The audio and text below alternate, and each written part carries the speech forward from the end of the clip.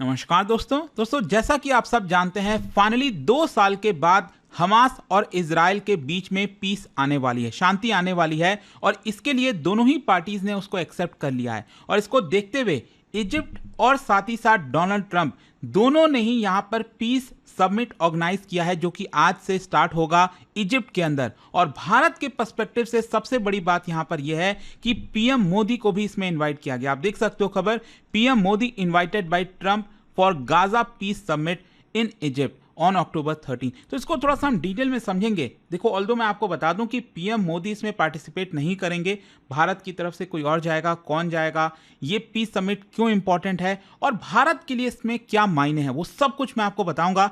चलिए आगे बढ़ते हैं, लेकिन उससे पहले आप सबको बता दूं, आप में से जो भी लोग यूपीएससी की तैयारी कर रहे हैं, किसी भी साल की प्रिपरेशन कर रहे हैं, चाहे 2026 हो, 27 हो, 28 हो, हर एक साल का अलग अलग बैचेस अवेलेबल है। लिंक कमेंट सेक्शन में दिया हुआ है, बस आपको यूज करना है ये कोड अंकित लाइव मैक्सिमम डिस्काउंट के लिए, या फिर ये फोन नंबर दिया, आप इस पर कॉल कर सकते हैं, मेरी टीम आपको अच्छे से गाइड कर देगी। चलिए शुरुआत करते हैं। सबसे पहले कॉन्टेक्स्ट समझ लीजिए। देखिए, एक high profile Gaza peace summit finally ये होने जा रहा है इजिप्ट के शर्म अल शेख में। अब देखिए, यहां पर अगर आप देखोगे ना, जो मैप है इजिप्ट का, तो ज्यादातर लोगों को लगता है यही इजिप्ट है, लेकिन यहां पर रेड सी के उस पार ये वाला जो एरिया देख रहे हो, और काफी अच्छा खासा बड़ा एरिया है, जिसका डायरेक्ट बॉर्डर इजराइल और साथ ही साथ ये अगर आप देखोगे ना, जो छोटा सा गाजा है उसके साथ भी देखने को मिलेगा।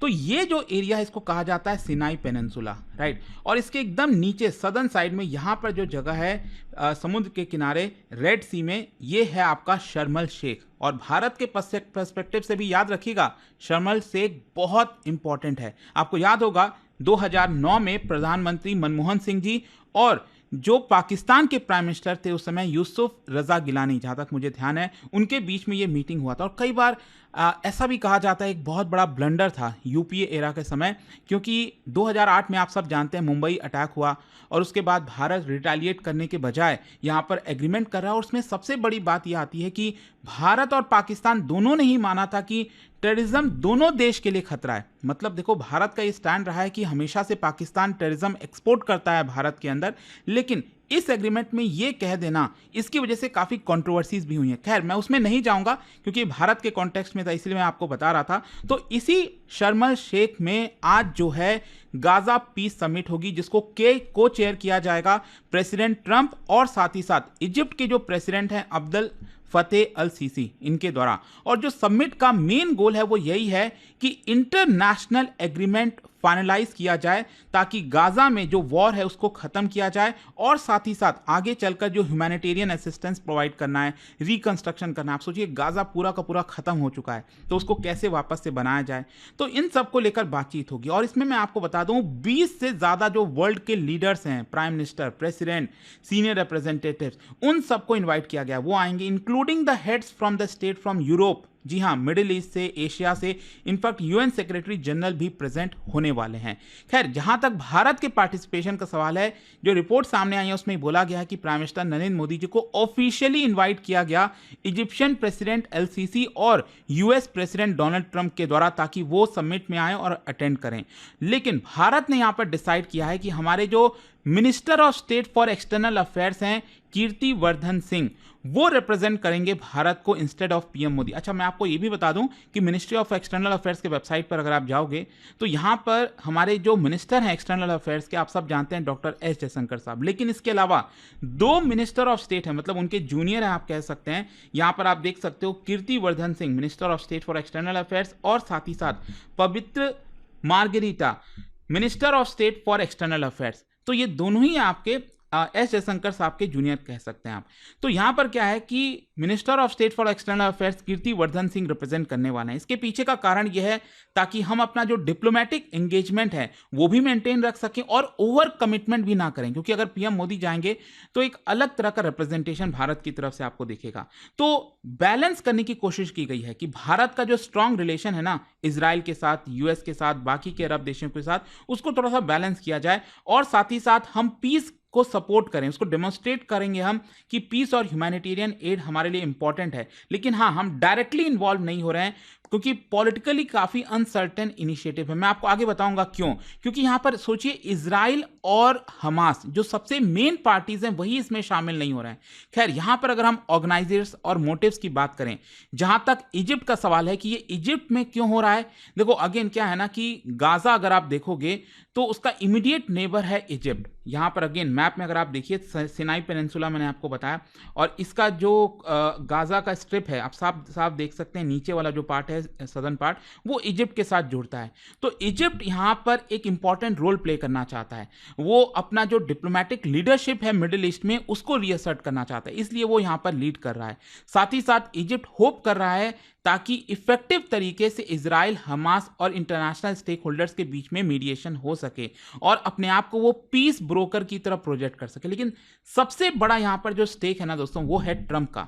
देखो इस बार तो ट्रंप को पीस प्राइज नहीं मिला, आप सब जानते हैं। ऑल्दो जिनको मिला उन्होंने डेडिकेट भी कर दिया, उसको लेकर एक अलग कंट्रोवर्सी चल रही है, मैंने एक वीडियो भी बनाया है उसके ऊपर। लेकिन यहां पर ट्रंप का एम ये है कि एक प्रकार से जो ग्लोबल डिप्लोमेटिक इन्फ्लुएंस है ना उसको कंसोलिडेट किया जाए, अपना जो इमेज है पीस मीडिएटर का वो यहां पर दुनिया के सामने लाया जाए। उनकी जो टीम है उन्होंने 20 पॉइंट का फ्रेमवर्क प्रिपेयर किया, आप सब जानते हैं। इसको लेकर मैंने ऑलरेडी कई वीडियोस बनाए हुए हैं कि यहां पर अलग अलग चीजें लिखी गई हैं कि कैसे क्या क्या होने वाला है गाजा के अंदर। तो ये जो पूरा है उसको अप्रूव कराया जाए। साथ ही साथ जो समिट है वो ट्रंप को शोकेस करेगा इंटरनेशनल स्टेज पर कि देखिए वो पीस की तरफ सपोर्ट करते हैं ज्यादा। तो हो सकता है कि इस बार शायद ना मिला हो, ऑल्दो यहां पर ट्रंप ने बार बार दोहरा दिया कि पाकिस्तान और भारत के बीच में उन्होंने ही कराया मीडिएशन। लेकिन आप सब जानते हैं इसको देखते हुए कुछ भी यहां पर हुआ नहीं है, पीस प्राइज तो नहीं मिला है। क्या पता अगली बार मिल जाए ये सब चीजों को दिखाकर। खैर, यहां पर अगर हम पार्टिसिपेशन की बात करें तो देखो यहां पर बोला जा रहा है कि जो लीडर्स हैं, रिप्रेजेंटेटिव्स हैं 20 से ज्यादा देशों के, जिसमें यूरोप के देश होंगे, गल्फ स्टेट्स होंगे, भारत भी होगा जैसा मैंने आपको बताया, यूनाइटेड नेशंस, ये सब होंगे। और साथ ही साथ सबसे इंपॉर्टेंट जो डोनर कंट्रीज हैं जो यहां पर गाजा के रिबिल्ड में सपोर्ट करने वाले हैं, फाइनेंशियल एड देने वाले हैं, वो भी प्रेजेंट होंगे। लेकिन कौन प्रेजेंट नहीं होगा? सोचिए, यहां पर जिसके लिए पीस एस्टैब्लिश करने की बात हो रही है, हमास और इजराइल। हमास ने तो अटेंड करने से डिक्लाइन कर दिया क्योंकि हमास का कहना है कि देखिए वैसे तो हम इसको ओवरऑल पर्सपेक्टिव से एक्सेप्ट कर रहे हैं जो 20 पॉइंट का पीस प्लान लाया गया, लेकिन इसमें बहुत सी ऐसी चीजें हैं जो हमारे लिए सही नहीं है।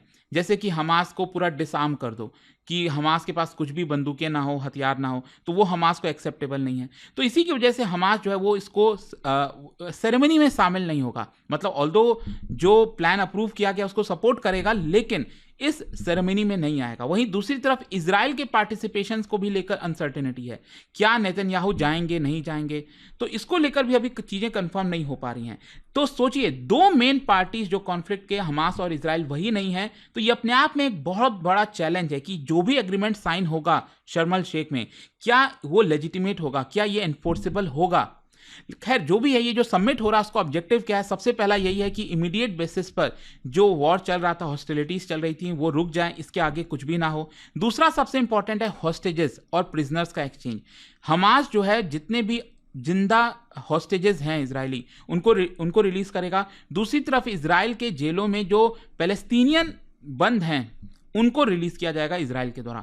दूसरा क्या है कि इजराइल की आर्मी जहां पर प्रेजेंट है गाजा के अंदर, वहां से वो पीछे आएगी। चौथा है कि यहां पर एक गवर्नेंस का मैकेनिज्म लाया जाए, मतलब वॉर खत्म होने के बाद गवर्नेंस, ह्यूमैनिटेरियन एक्सेस और किस तरह से गाजा को रीबिल्ड किया जाए, वो पूरा मैकेनिज्म लाया जाए।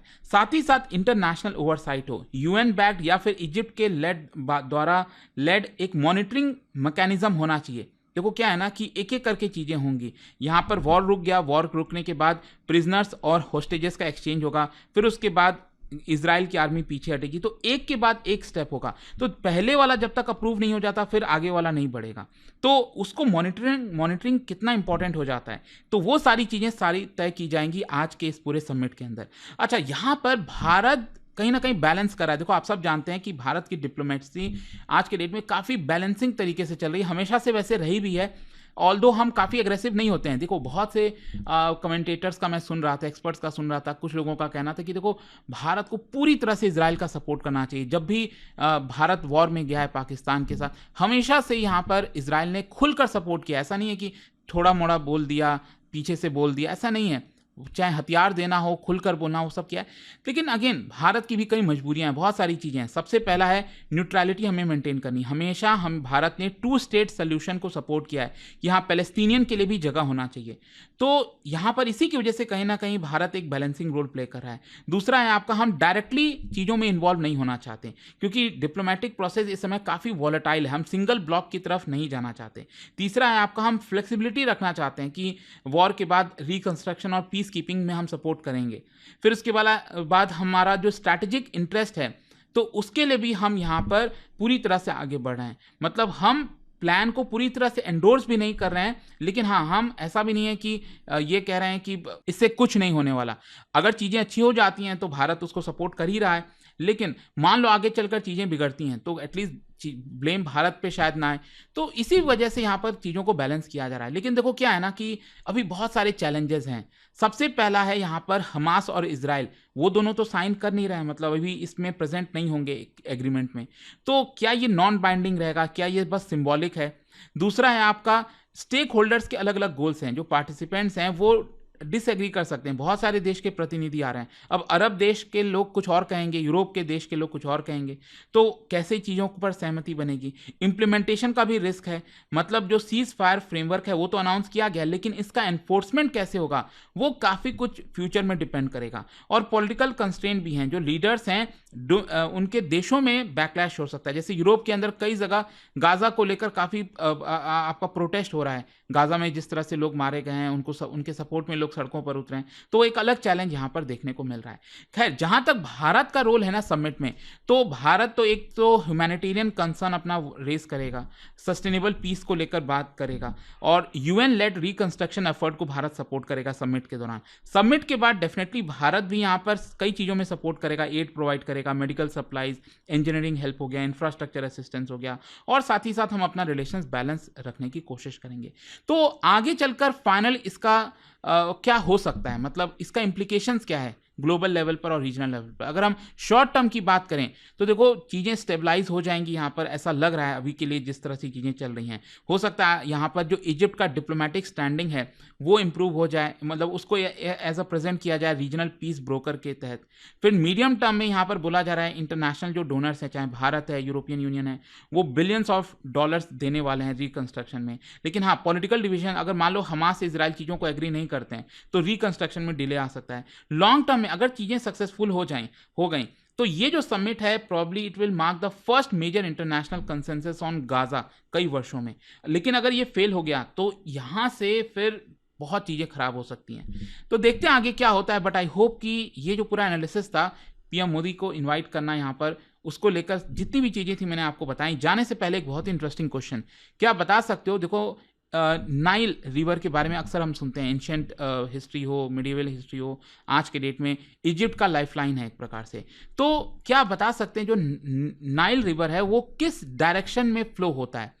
South to north, north to south, east to west, west to east? इसका राइट आंसर आप सब जानते हैं, मेरे इंस्टाग्राम पर तो मिलेगा ही, वहाँ पर अगर आप नहीं हो कोई बात नहीं, टेलीग्राम से ले सकते हैं इसका सही उत्तर। और दोस्तों, जैसा मैंने आपको बताया, अगर आप यूपीएससी की तैयारी कर रहे हैं, कोई भी बैच चाहते हैं, चाहे 2026 हो, 27 हो, 28 हो, कोई भी, आपको बस यूज़ करना है कोड अंकित लाइव मैक्सिमम डिस्काउंट के लिए, या फिर ये फ़ोन नंबर दिया, आप इस पर कॉल करिए, मेरी टीम जो है आपको अच्छे से गाइड करेगी। 092400232393।